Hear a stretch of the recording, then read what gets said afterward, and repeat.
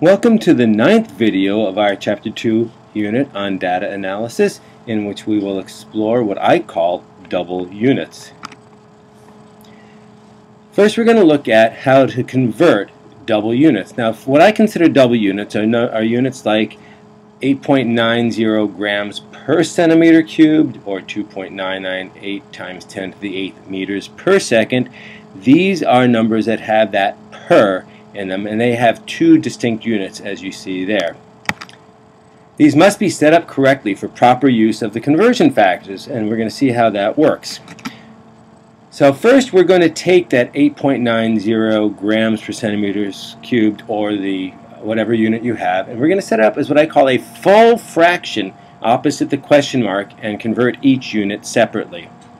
So here's how that's going to work, and then we'll go through some examples. We'll put the number and the first unit in the numerator, or the top left of the grid if we're doing the railroad tracks method. We'll put the second unit in the denominator, so we're making that full fraction, or the bottom left of the grid, and we're going to put the number 1 with that unit. We can start with either unit first, placing the canceling units diagonally until we have the desired unit. Once you are done converting the first unit, leave it alone. Don't touch it again, and convert the second unit in the same way.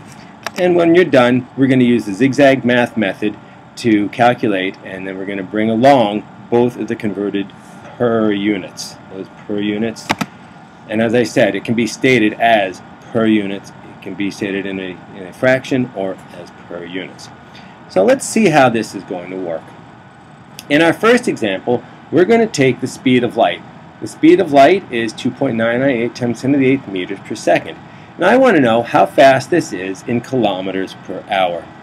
Alright, so in step 1, we're going to take that first unit, meters. Here's the meters, along with the 2.998 times 10 to the 8th meters. And we're going to set it up as a full fraction opposite the question mark. Here's our question mark, kilometers per hour. So down below, you can do this below step 4. We have kilometers per hour is our question mark, and we have our 2.998 meters. We've brought that down, 998 times 10 to the 8th meters, and then we've taken that second, the per unit, and we put it into the denominator along with the value of 1. Next thing we're going to do is convert 1 unit at a time. It doesn't matter which one you start with. I frequently start with the numerator, and that's what we're going to do in this case. We're going to convert meters to kilometers. So converting meters to kilometers is as simple as we learned in the last video. We have meters in the numerator. Put 1 times 10 to the 3rd meters, because kilo means 10 to the 3rd, right? 10 to the 3rd meters in the denominator. We have our kilometers now in the numerator, and that's the unit that we're looking for. That's the unit here we're looking for. So we can stop converting the numerator.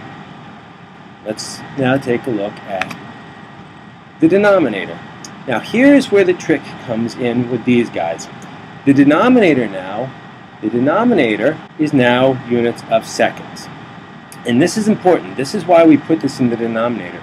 If you were to leave it in the numerator like this and have meters per second, then you might be confused. Where do I convert that? And frequently, if you have it there, you'll convert it incorrectly. So don't do that. We put it into the denominator, and now watch what happens. Since seconds is in the denominator now, in our conversion factor, we're going to put it in the numerator.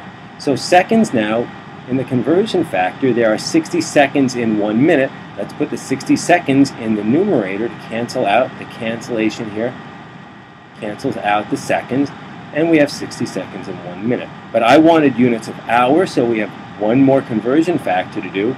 So let's take those minutes and put them up into the numerator.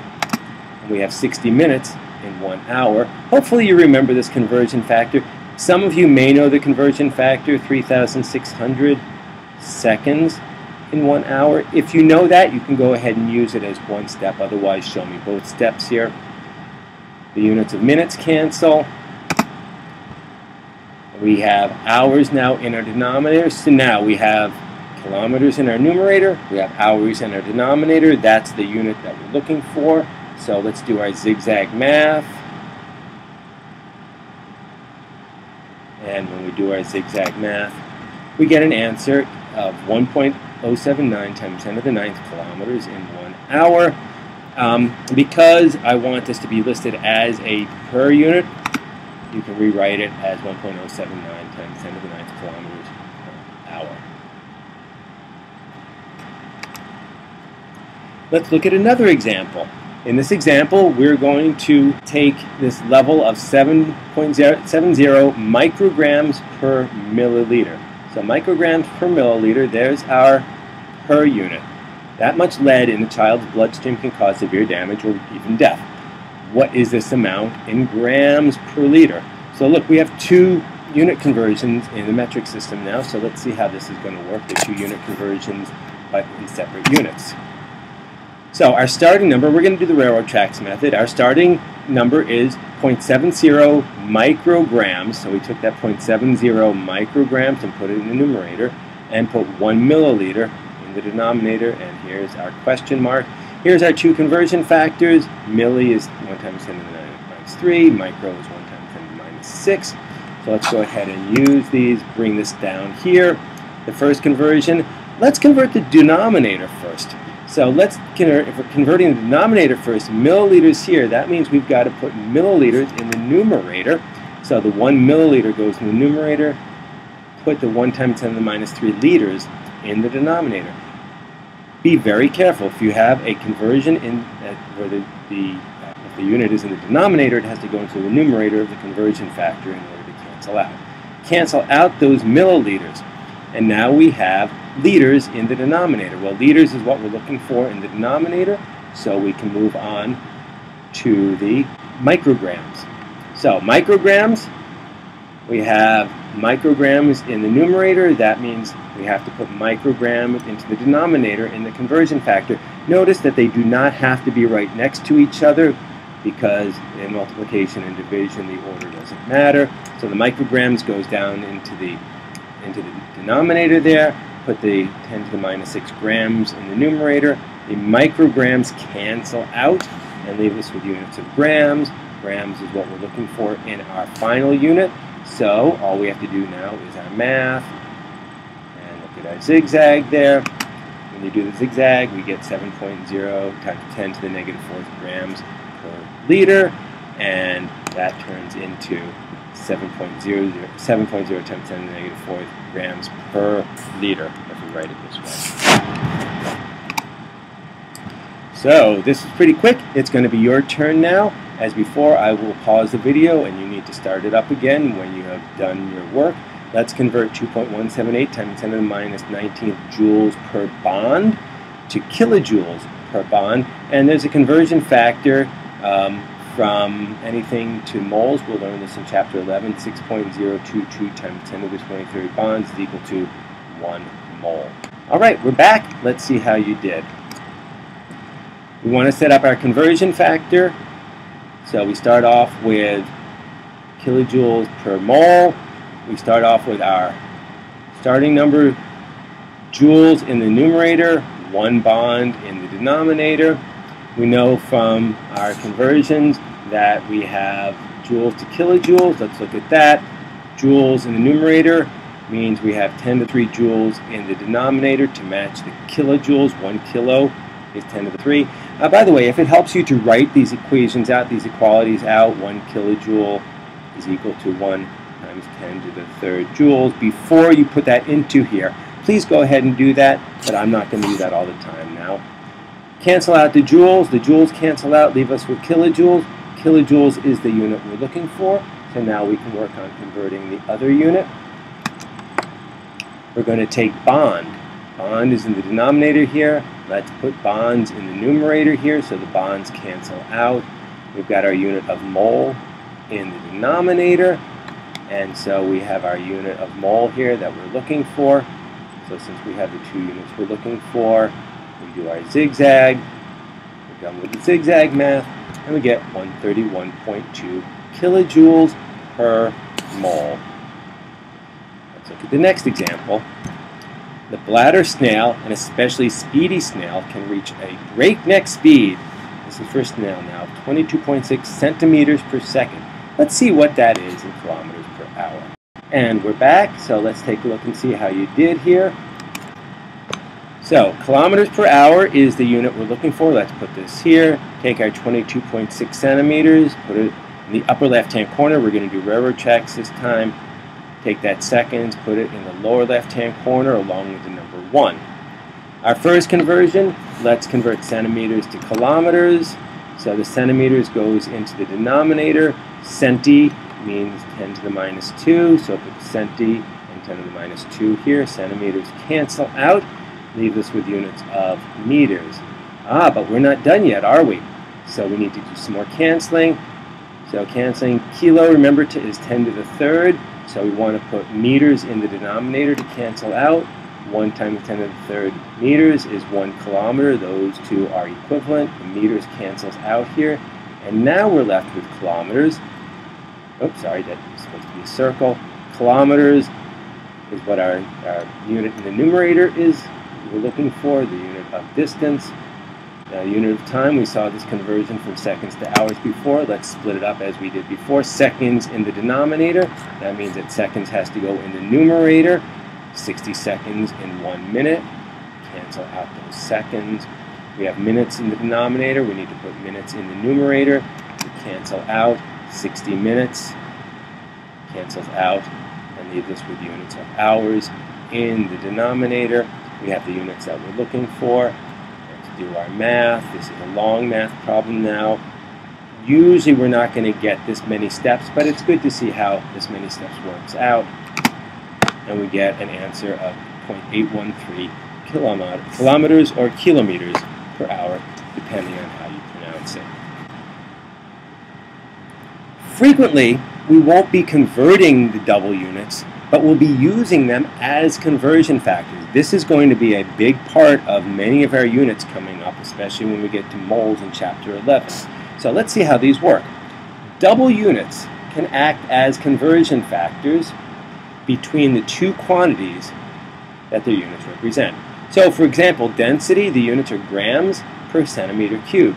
So the numerical value is a conversion factor between mass, the quantity represented by grams, and volume, the quantity represented by cubic centimeters.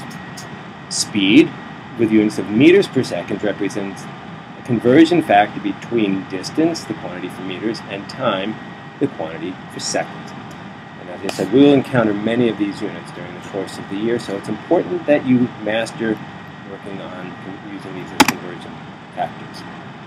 The process is going to be relatively the same as before, but there's one slight trick that you've got to find out about.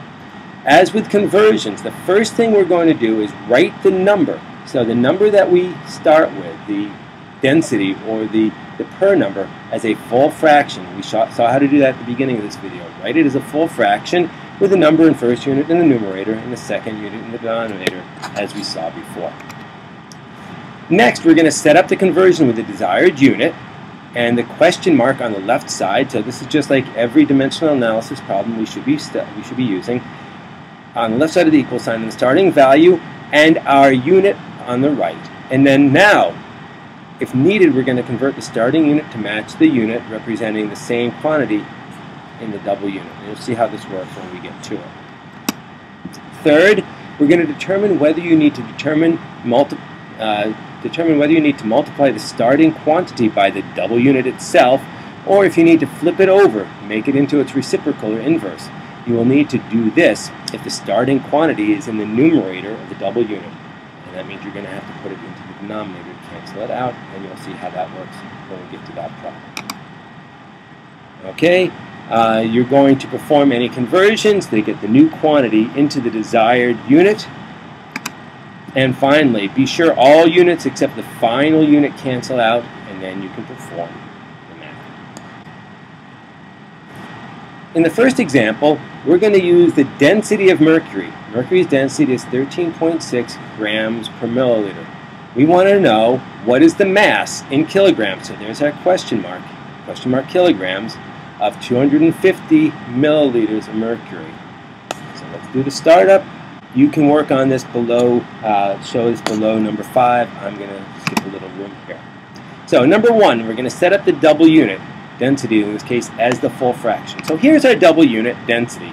We're going to put 13.6 in the numerator, and we're going to put the milliliters in the denominator.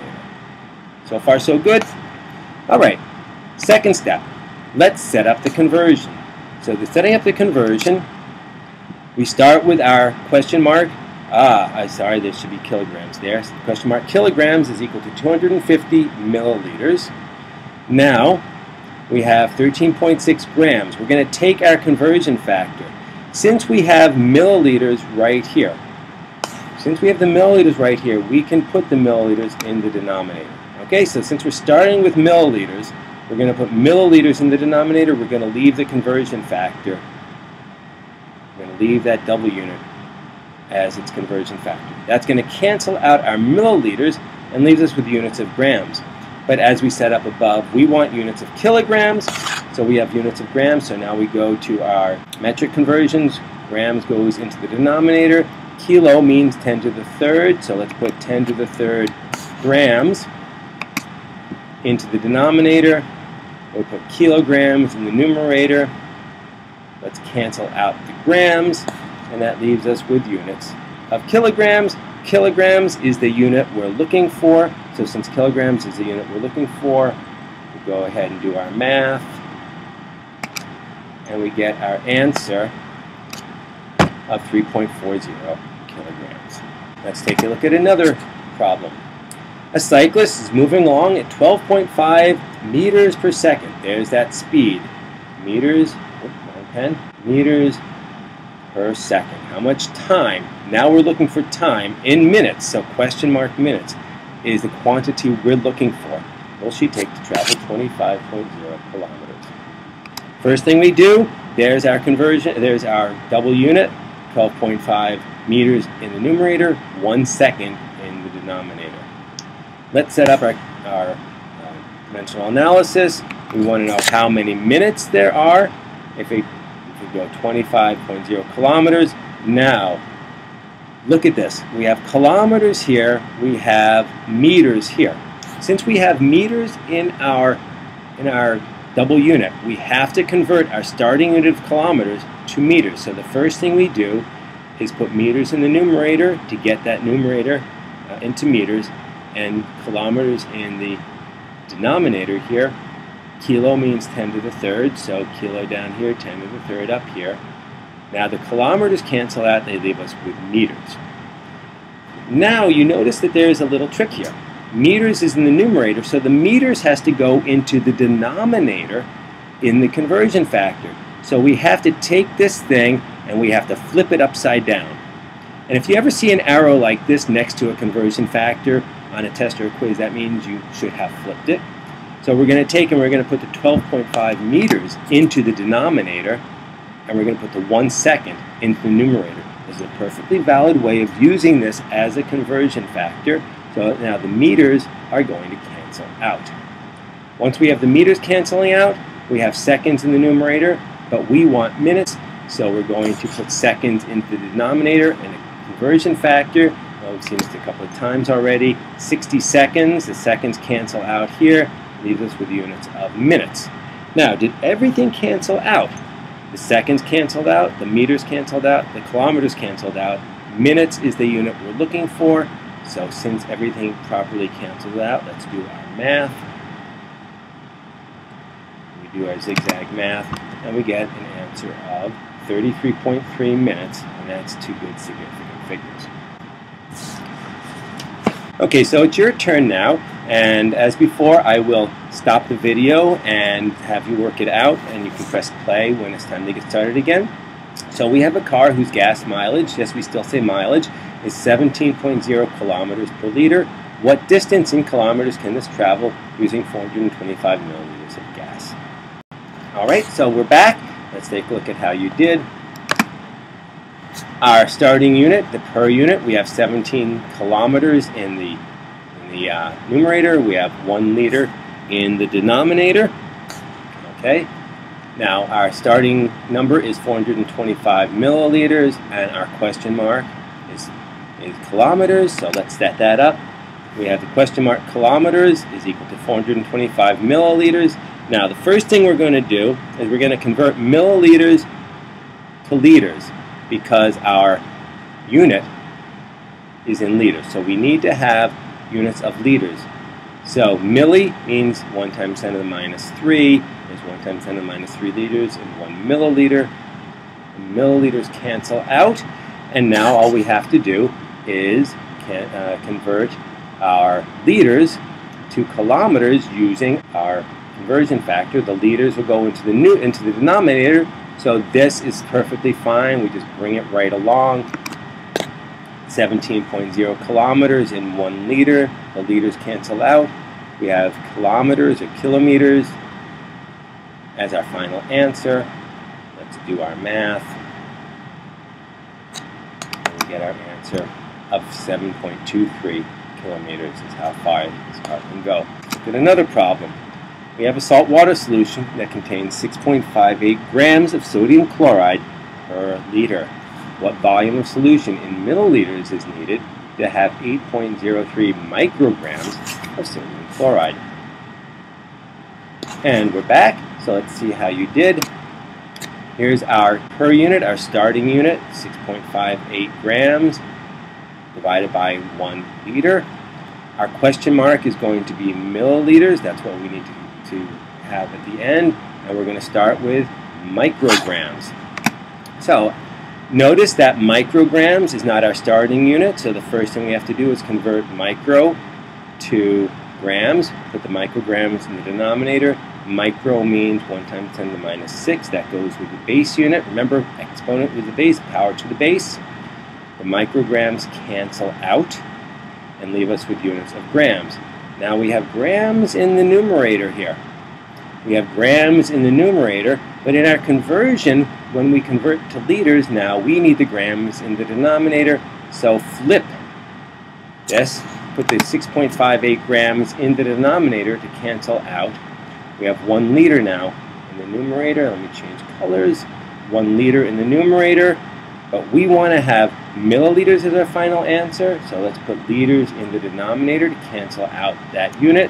And we want milliliters, so there's 1 milliliter means 10 to the minus 3 liters. Put that 10 to the minus 3 in the denominator with the exponent, the power next to the base.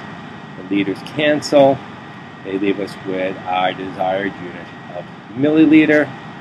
And once we have our desired unit of milliliter, we do our math. And we get our answer of 1.22 times 10 to the minus 3 milliliter. Alright, so we're done with this video. I will see you in class tomorrow when we will practice working on converting these double units and using these double units as conversion factors.